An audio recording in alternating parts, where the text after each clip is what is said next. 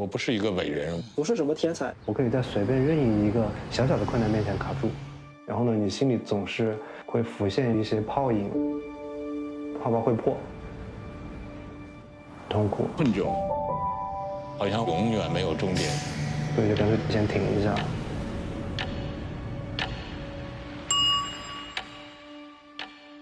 当时我就有这么一个念头，我要是能够把这么一本书翻译过来，做一本我自己能够负责的书。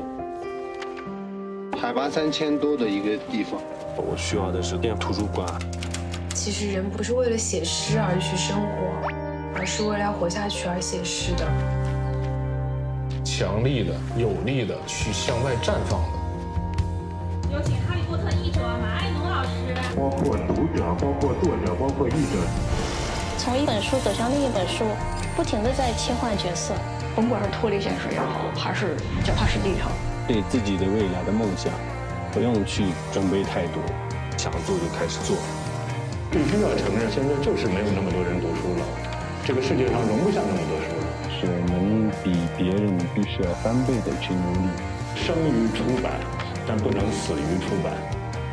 我最有成就感的就是我们一直活到了现在。